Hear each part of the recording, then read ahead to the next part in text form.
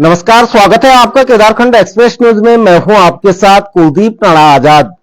केदारनाथ धाम में आज एक बड़ा हादसा होते होते टल गया है। चालक की सूझबूझ, जो पायलट है उसकी सूझबूझ रही कि एक बड़ा हादसा टल गया है। लेकिन हर साल जो हेलीकॉप्टर की जो हादसा की खबरें केदारनाथ धाम से आती रही हैं और जो मानकों की अनदेखी केदारनाथ धाम में चलती रही है, उससे हजारों तीर्थयात्रियों की जिंदगी दांव पर लगी हुई है। आपको पिछले वर्ष भी शुरुआत में ही एक हादसा हो गया था जिसमें यूकाडा के एक अधिकारी की मौत हो गई थी और उसके बाद एक गरुड़ चट्टी के रास्तों में एक इमरजेंसी लैंडिंग की गई थी, जबकि उससे पहले के साल 7 लोगों की मृत्यु हेली क्रैश होने के बाद हुई थी।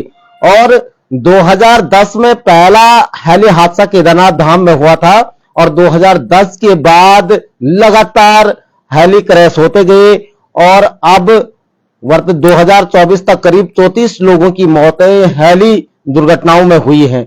हमारे साथ जो मूल निवास भू कानून संघर्ष समिति के समन्वयक हैं मोहित डिमरी जी, वो मौजूद हैं। मोहित जी, केदारनाथ धाम में लगातार हेली क्रैश होने की घटनाएं आ रही है और बड़ी बात यह है कि मानकों की अनदेखी की जा रही है। किस तरह से देखते हैं इस पूरे घटनाक्रम? देखिए, जैसा आप अभी कह रहे थे, लगातार केदारनाथ में दुर्घटनाएं हो रही हैं, हेलीकॉप्टर क्रैश हो रहे हैं। घटनाएं होने के बावजूद भी हमारी सरकार इन घटनाओं को रोकने के लिए कोई भी अभी तक सुरक्षात्मक कदम नहीं उठा पाई है। आप देखिए, केदारनाथ में आज ही एक बड़ा हादसा होते होते टल गया। अगर पायलट सूझबूझ नहीं दिखाता तो हो सकता था कि एक बड़ी अनहोनी एक बार फिर केदारनाथ में होती। और पिछले वर्ष भी आपने देखा होगा कि एक बड़ा हादसा गरुड़ चट्टी में हुआ जिसमें 7 लोगों की मौत हुई। इससे पहले भी एक आर्मी का हेलीकॉप्टर भी दुर्घटनाग्रस्त हुआ, उसमें भी करीब करीब 20 लोगों की मौत हुई थी। तो हादसे दर हादसे केदार घाटी में हो रहे हैं, लेकिन सुरक्षा के लिए यहां पर यूकाडा और डीजीसीए ने कुछ भी प्रबंधन नहीं किया है। अगर हम केदारनाथ की बात करें तो यहां पर जब लगातार हादसे होने लगे तो ये बात सामने आई कि यहां पर एयर ट्रैफिक कंट्रोल यानी एटीसी स्थापित किया जाएगा, ताकि जो हवा का दबाव है, उसकी दिशा है, उसका एक तरह से जानकारी मिल सके। लेकिन अभी तक एयर ट्रैफिक कंट्रोल भी वहां पे स्थापित नहीं हो पाया है। केदारनाथ जैसी जगह में जहां इतनी ठंड होती है, बारिश होती है, बर्फबारी होती है, वहां पर खुले छत के नीचे यात्री रहते हैं और इतना क्या निर्माण कार्य केदारनाथ में चल रहे हैं, उसके बावजूद अभी तक वहां पे टर्मिनल का निर्माण भी नहीं होता है। यात्रियों को इस सुरक्षा के लिए जहां पर यात्री अपने सर को छुपाएं, एक टर्मिनल भी बनना चाहिए था, उस पर भी काम नहीं हुआ, ना एटीसी पे काम हुआ। और जो मानक है उसका उल्लंघन लगातार यहां पे कंपनियां कर रही हैं। आप देखिए कि हेलीकॉप्टर की उड़ानें लगातार पूरी घाटी में हो रही हैं। एक तो जितनी भी कंपनियां यहां पर है वो ऊंचाई को मेंटेन नहीं कर रही हैं। जो एक निर्धारित मानक है ऊंचाई मेंटेन करने का, वो अपना फ्यूल बचाने के लिए, अपना समय बचाने के लिए लोगों की जान खतरे में डालकर उड़ानें भर रहे हैं कंपनियां। इस वजह से भी ये हादसे हो रहे हैं और ये लगातार ये घटनाएं आगे भी बढ़ेंगी। और केदार घाटी में आज हम देख पा रहे हैं इससे हमारे पर्यावरण को भी कितना नुकसान पहुंच रहा है। तमाम तरह की जो पॉल्यूशन है वहां पर हम देख पा रहे हैं। इससे काफी करीबन 13 कंपनियां वहां पे अपनी उड़ानें भर रही है, सेवाएं दे रही हैं। और हमने देखा है कि देहरादून में जिस तरह से विक्रम टेम्पो चलते हैं, उस तरह से केदार घाटी में हेलीकॉप्टरों की उड़ानें रहती है और वो भी जो केदारनाथ की पहाड़ियां हैं उससे काफी नीचे वो रहती है। एक तरफ सेंचुरी का हवाला देकर हमारे बहुत से ज्यादा तीर्थ स्थल ऐसे हैं वहां पर बुनियादी सुविधाओं का भारी अभाव है। मध्य महेश्वर में बुनियादी सुविधाओं के नाम पर वहां बिजली तक नहीं गए, तुंगनाथ में बिजली नहीं है, पानी की लाइनें वहां पे बिछाने नहीं देते हैं वन विभाग वाले। लेकिन दूसरी तरफ वन्य जीव इतना प्रभावित इन हेली सेवाओं से हो रहा है, वहां पर सेंचुरी एरिया बिल्कुल गायब हो जाता है। देखिए, हमने बीच में देखा जब केदारनाथ पैदल मार्ग पर जहां पर लोग अपने ढाबे चलाते हैं, अपने टेंट लगाकर रोजगार करते हैं, उन लोगों ने आवेदन किया तो इस बार केदारनाथ वन प्रभाग द्वारा इस पर आपत्ति दर्ज की गई। उन्होंने कहा कि आप सेंचुरी एरिया यानी जो वन्यजीव अभ्यारण्य क्षेत्र है, आप यहां पर अपने किसी भी व्यवसाय को संचालित नहीं कर सकते हैं। इससे जो यहाँ के जानवर हैं, यहाँ का जो पर्यावरण है, उसको नुकसान पहुंच सकता है। लेकिन जब हेलीकॉप्टर की बात आती है तब ये नियम कानून कहाँ चले जाते हैं, हम ये सवाल पूछना चाहते हैं। जब एक गरीब आदमी कुछ रोजगार करता है तो आप उसको परेशान कर रहे हैं। जैसा आपने कहा, तुंगनाथ क्षेत्र की बात करें, मदनेश्वर की बात करें, चोपता की बात करें, ये पूरा क्षेत्र केदारनाथ वन प्रभाग के अंतर्गत आता है और वन्य जीव अभ्यारण्य क्षेत्र की वजह से यहाँ पे तमाम तरह के निर्माण कार्यों पर पाबंदी है। लेकिन जहां लोग पानी की लाइन नहीं बिछा पा रहे हैं, बिजली कनेक्शन लोगों को नहीं मिल पा रहा है, और जब हेलीकॉप्टर की बात आती है तो यहाँ पर कोई रोक नहीं है, जिससे पर्यावरण को सबसे ज्यादा नुकसान पहुंच रहा है। और इतनी बड़ी आपदाएं इस घाटी ने झेली हैं, और कहीं ना कहीं उसके पीछे भी हेलीकॉप्टर एक बड़ा कारण रहा है। उस पर सरकार ने कभी बात नहीं की, न उसमें पर्यावरण मंत्रालय कोई बात करता है, न उसमें हमारी प्रशासन कोई बात करता है। तो सवाल इसी बात को लेकर है, जो गरीब लोग हैं उन्हें नाजायज परेशान किया जाता है, उनको रोजगार नहीं किया जाता है, और जो बड़ी कंपनियां यहाँ पर हेलीकॉप्टर उड़ा रही हैं वो एक तरह से सरकार को बड़ा मुनाफा देती हैं, कमीशन देती हैं, बहुत बड़ा कमीशन का खेल इसमें होता है। इसी वजह से इन पर कोई रोक नहीं है, ये लगातार उड़ रहे हैं और लगातार घाटी में दबाव बन रहा है, हेलीकॉप्टर सेवाएं लगातार बढ़ रही हैं, और केदारनाथ की क्षमताएं इतनी नहीं है, वो पूरा सेंसिटिव जोन है, वहां पर इतनी सारी उड़ानें अगर होंगी तो कहीं ना कहीं पर्यावरण को बहुत भारी क्षति पहुंच रही है, और हम इसका विरोध कर रहे हैं लगातार। हमने कुछ दिनों पहले जिलाधिकारी को एक ज्ञापन भी दिया है। हमने ये कहा है, अगर पूरी घाटी में हेलीकॉप्टर सेवाएं जो मानकों की धज्जियां उड़ा रहे हैं, चाहे पॉल्यूशन कर रही हैं, पर्यावरण को नुकसान पहुंचा रही हैं, चाहे अन्य तमाम तरह की दिक्कतें हैं, अगर इन पर नियंत्रण नहीं हुआ तो हम पूरी हवाई सेवाओं को वहां पर बंद कर देंगे, पूरे हेलीकॉप्टर सेवाओं को वहां उड़ने नहीं देंगे। ये सारे मानक पूरे होने चाहिए, उसके बाद ही हेलीकॉप्टर यहाँ पर उड़े। और एक दूसरी बात ये भी हम ये भी देख रहे हैं कि वहां पर जितनी भी कंपनियां हैं, आपने देखा होगा कि हेलीकॉप्टर कंपनियों के अपने एक मानक होते हैं उड़ाने के, लेकिन वहां पर जो वेटिंग रूम इन लोगों ने बनाए हैं जहां पर यात्री रुकते हैं, भेड़ बकरियों की तरह यात्री वहां पर रहते हैं। वहां पर ना पानी की व्यवस्था होती है, ना उनके लिए बिजली की व्यवस्था होती है, यहाँ तक कि पार्किंग की सुविधा भी वहां पर नहीं मिलती है। लगातार भेड़ बकरियों की तरह इनको हेलीकॉप्टर में भरा जा रहा है, जो उड़न खटोले इनके पास हैं वो भी खटा रहे हैं। न जाने कितने साल पुराने हेलीकॉप्टर हैं, कहां से ये इस तरह से ये चीजें हो रही हैं इस घाटी में। आप उस चीज को भी समझना पड़ेगा कि इसकी जांच आखिर क्यों नहीं हो पा रही है, कि आखिर ये हेलीकॉप्टर कितने कौन सा इनका मॉडल है, इसकी भी जांच होनी चाहिए। क्योंकि लगातार जिस तरह से घटनाएं हो रही है, कहीं ना कहीं इनमें तकनीकी खामियां होंगी, इसी वजह से ये घटनाएं हो रही हैं, तो इसकी भी जांच होनी चाहिए। ये हमारे सवाल हैं और हम ये चाहते हैं कि इस पर सरकार को ध्यान देना चाहिए। ये बहुत बड़ी लापरवाही है। केदार जो यहाँ यात्रा पे आ रहे हैं उनकी लोगों की जान के साथ बहुत बड़ा खिलवाड़ किया जा रहा है। हेलीकॉप्टर कंपनियां जितनी हैं वो मनमानी कर रहे हैं। यहाँ पर स्थिति ये हो गई है कि लोगों को टिकट भी नहीं मिल पा रहे हैं। लोगों की जो ऑनलाइन बुकिंग है इसमें भी हम बहुत बड़ी धांधली देख रहे हैं। बहुत सारे दलाल केदार घाटी में घूम रहे हैं जिनकी कंपनियों के साथ सेटिंग है। 20-20, 25-25, 30-30, 40-40 हजार रुपए में वहां पर टिकट की ब्लैक मार्केटिंग हो रही है। इतना बड़ा खेल उस घाटी में हो रहा है, कंपनियों की इसमें मिली भगत है, लेकिन इस पर भी अभी तक किसी तरह का कोई नियंत्रण नहीं है। यहां अगर उत्तराखंड के लोग केदारनाथ हेलीकॉप्टर से जाना चाहते हैं या रुद्रप्रयाग जनपद के जाना चाहते हैं, जो यहाँ के स्थानीय लोग हैं, उनको टिकट नहीं मिल रहा है। उनके लिए कोई टिकट नहीं है। उनसे आप चाहे कितनी ही उनके सामने आप गिड़गिड़ाओ, लेकिन टिकट किसी के लिए नहीं है। एक तरह से ये लोग हमारी जमीन पर आकर हेलीकॉप्टर उड़ा रहे हैं। हमारे लोग जहां पर जिन लोगों ने जमीनें दी हैं उनको उन्होंने वहां नौकर बनाया हुआ है। हम ये कहना चाहते हैं हेलीकॉप्टर यहाँ के लोग उड़ा सकते हैं, बाहर से लोग यहाँ क्यों आ रहे हैं हेलीकॉप्टर उड़ाने के लिए? अगर हेलीकॉप्टर उड़ाए तो हमारे लोग उड़ाए। केदारनाथ जो मंदिर है वो हमारी जमीन पर है, जो हमारे आस्था का केंद्र है, बाबा केदार का मंदिर हमारे अपनी जमीन पे है, तो इसका लाभ यहाँ के लोगों को मिलना चाहिए। अब रोजगार के लिए होटल व्यवसाय भी सब बाहर से आ रहे हैं, हेलीकॉप्टर कंपनियां यहाँ पे बाहर से आ रहे हैं, मोटा मुनाफा वो लोग कमा रहे हैं, और हमारे लोग वहां हेलीकॉप्टर कंपनियों के यहाँ चाहे होटल हो वहां नौकर बनकर रह गए। हम चाहते हैं कि हमारे लोग हेलीकॉप्टर चलाएं, यहाँ उत्तराखंड के लोग चलाएं, रुद्रप्रयाग के चलाएं, चमोली के चलाएं, पौड़ी गढ़वाल के चलाएं। इन लोगों के पास भी पैसे की कोई कमी नहीं है। बाहर से लोगों को लाने की जरूरत क्यों पड़ रही है हेलीकॉप्टर कंपनियों को संचालित करने के लिए?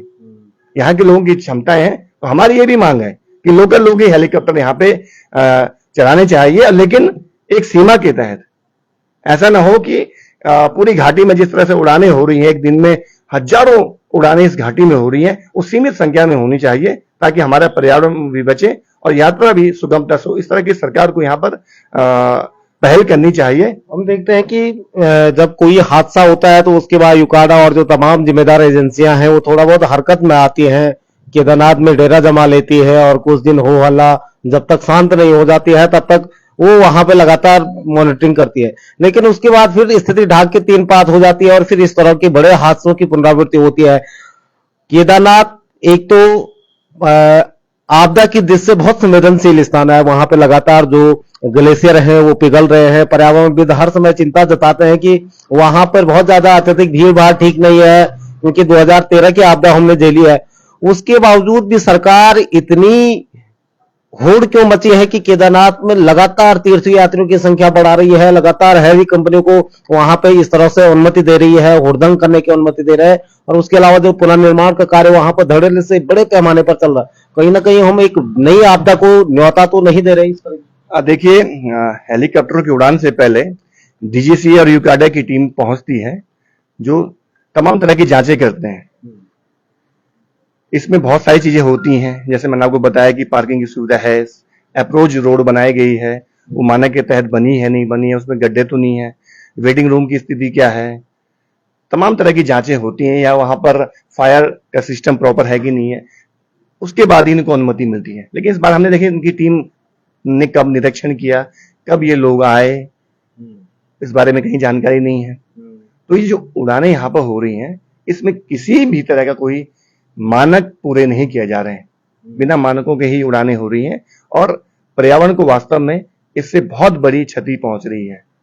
केदारनाथ जैसे संवेदनशील क्षेत्र में जहां पे आवाज देने से ही तमाम तरह की गतिविधियां हो जाती हैं, तो वहां पर आप इतनी भारी भरकम उड़ानें होंगी और लगातार होंगी तो इसका कहीं ना कहीं खामियाजा तो भुगतना ही पड़ेगा। पहले भी भुगते हैं और आने वाले समय में भी भुगतना ही पड़ेगा। तो सरकार को इस बात पे समझना चाहिए कि कंट्रोल वे में हम हवाई यात्रा को चलाएं, हम इसका विरोध नहीं कर रहे हैं, लेकिन कंट्रोल वे में इस यात्रा को चलना चाहिए और सीमित संख्या में ही यात्रियों को रजिस्ट्रेशन हो हेलीकॉप्टर के, इस तरह के मानक होने चाहिए। उत्तराखंड के लोगों के लिए इसमें अलग से भी कोटा होना चाहिए। ऐसा नहीं कि जितने यात्री हैं बाहर से उनके लिए हेलीकॉप्टर टिकट मिल रही है और जो यहाँ लोकल उत्तराखंड के लोग हैं उनको यहाँ टिकट ही नहीं मिल रही है, इसके लिए भी कोटा होना चाहिए। ये हमारे तमाम तरह की मांगे हैं, इस पर सरकार को ध्यान देना चाहिए। और जैसे मैंने आपसे पहले भी कहा है कि इन तमाम मुद्दों को लेकर हम जल्द ही एक मीटिंग भी करने जा रहे हैं और उसके बाद एक निर्धारित समय पर हम हवाई सेवाओं को बंद करेंगे अगर हमारी इन मांगों को पूरा नहीं किया जाता है। तो हम इस पर भी काम कर रहे हैं और हम चाहते हैं कि हमारे लोगों को प्राथमिकता मिलनी चाहिए रोजगार में, चाहे हेली सेवाएं हो, चाहे अन्य तरह के यहाँ पे जितने भी होटल व्यवसाय चल रहे हैं उसमें हमारे लोग, हमारे उत्तराखंड के लोग, हमारे पहाड़ के लोग को वरीयता मिले, ये हमारी इस तरह की डिमांड है। और पर्यावरण वास्तव में बहुत बड़ा चिंता का सवाल है, इसकी चिंता सरकार को जरूर करनी चाहिए। जो हेलीकॉप्टर हैं उनमें लगातार तकनीकी खामी, हर बार ये बताया जाता है कि तकनीकी खामी है, लेकिन इनकी जांच क्यों नहीं होती है समय रहते हुए। अब वहां पे जो चल रही, तो हमेशा ये कहा जाता है कि दोयम दर्जे के हैं, पुराने सेकंड हैंड ये यहाँ पे लाते हैं और उन्हीं पे डेंट पेंट करके उन्हीं पे उड़ान भरते हैं। तो ये तो यात्रियों की जिंदगी के साथ बहुत बड़ा ही खिलवाड़ है। क्या इसको लेकर कुछ रहेगा आपके संगठन में? देखिए, हम ये कह रहे हैं कि केदारनाथ में सिंगल इंजन के हेलीकॉप्टर क्यों उड़ रहे हैं, यहाँ पे डबल इंजन के हेलीकॉप्टर क्यों नहीं उड़ाए जा रहे हैं, और जो हेलीकॉप्टर हैं ये कौन से मॉडल के हैं इसके बारे में भी तो यहाँ जिला प्रशासन को जानकारी हो। इस बारे में भी कोई जानकारी नहीं है कि कौन सा मॉडल यहाँ पे हेलीकॉप्टर उड़ रहे हैं। क्या वास्तव में जो इसमें तकनीकी जो खामियां लगातार आ रही हैं तो इसमें यही कारण हो सकता है कि ये हेलीकॉप्टर बहुत पुराने हों, नहीं तो तकनीकी खामी आने के पीछे वजह क्या है। जो आज घटना होते होते रह गई, बताया कि रोटर में तकनीकी खामी आ गई, तो कहीं ना कहीं हेलीकॉप्टर बहुत पुराने होंगे या सेकेंड हैंड होंगे या यूज नहीं हो रहे होंगे, तो उन हेलीकॉप्टर को यहाँ इनको बेच दिया गया हो, कोई भी कारण हो सकता है। हमें इस बारे में तो जानकारी है नहीं, तो इसकी प्रॉपर तरीके से जांच तो होनी चाहिए। अगर जांच हो जाती है तो कहीं ना कहीं आने वाले समय में हम हादसों को भी रोक सकते हैं। तो ये बहुत बड़ी चिंता का विषय है। जो भी हेलीकॉप्टर यहाँ पर उड़ाने भर रहे हैं वो कम से कम डबल इंजन के होने चाहिए। और हम तो देखते हैं कि जब भी हेलीकॉप्टर केदारनाथ में सवारियों को उतारते हैं हेलीकॉप्टर के जरिए या भरते हैं तो हेलीकॉप्टर बंद ही नहीं होता, उसका रोटर लगातार चलता ही रहता है, जबकि मानक यह है कि बंद होना चाहिए कि बाद यात्रियों को प्रॉपर तरीके से बाहर निकाला जाना चाहिए, लेकिन ऐसा कहीं नहीं होता। ये लगातार उड़ रहे हैं, लगातार इनकी गतिविधियां चल रही हैं। तो इस पर निगरानी रखते हुए जांच की जानी चाहिए। और मैं ये समझता हूं कि जो हेलीकॉप्टर सेवाएं यहाँ पे चल रही हैं, इस पे अगर जांच नहीं हो रही है तो इसके पीछे कहीं ना कहीं बहुत बड़े कारण ऐसे हैं कि इन कंपनियों के जरिए अधिकारियों को मोटा पैसा जा रहा होगा, बहुत बड़ा कमीशन जा रहा होगा, इसी वजह से इन पे काम नहीं होता है और लगातार घटनाएं होती हैं। तो कोई इसमें ऐसी जांच भी सामने नहीं आती कि वजह क्या थी। तो यही वजह हमें अभी तक लग रही है कि इसमें बहुत बड़ा खेल है, जिसमें हमारे जनप्रतिनिधि हो सकते मिले हों, अधिकारी मिले हों, पूरी सरकार ही इसमें मिली हो, ये हो सकता है। तो इसमें हम ये चाहते हैं कि हमारे लोग जागरूक हों और समझे कि वास्तव में उनके साथ कितना बड़ा खिलवाड़ हो रहा है। बिल्कुल। तो ये है मूल निवास भू कानून संघर्ष समिति के समन्वयक मोहित डिमरी जी। और केदारनाथ धाम में अब तक जितनी भी हेली क्रैश हुई है 2010 से और 2024 तक, उन हेली में हर समय जांच बिठाई जाती है और उसके बाद उस जांच का परिणाम क्या होता है वो आज तक किसी के सामने नहीं आता है। हालांकि तमाम जो जिम्मेदार एजेंसियां हैं उनके थ्रू जांच वहां पे बिठाई जाती है, लेकिन उस जांच का आज तक परिणाम सामने नहीं आया है। आज भी केदारनाथ धाम में एक बड़ा हादसा होते होते टल गया, लेकिन बड़ी बात यह है कि आज यूकाडा समेत जो अन्य जिम्मेदार एजेंसियां हैं उनकी एक फिर से जांच कमेटी बैठाई गई है। जिलाधिकारी का बयान आया था कि वो उन्होंने इस पे जांच की जा रही है, लेकिन इस जांच का परिणाम भी ठंडे बस्ते में जाएगा। कोई परिणाम आपके सामने नहीं आने वाला है। लेकिन सवाल यह है कि आखिर जो इस तरह से मानकों की अनदेखी ये हेली सेवाएं कर रही है, उसमें आखिर आम आदमी की और यात्रियों की जिंदगी कब तक दांव पर लगाई जाती रहेगी, ये सबसे बड़ा सवाल है। और समय रहते हुए राज्य सरकार और केंद्र सरकार इस पर अंकुश नहीं लगा पाई तो आने वाले समय में इस तरह की घटनाओं की पुनरावृत्ति होती रहेगी और लोग अकाल मौत की भेंट चढ़ते रहेंगे। उम्मीद की जानी चाहिए कि इन हाथों से सरकारें सबक ले और इन पर रोकथाम करें। आप बने रहे हमारे साथ, एक नई रिपोर्ट में फिर हाजिर होंगे। नमस्कार।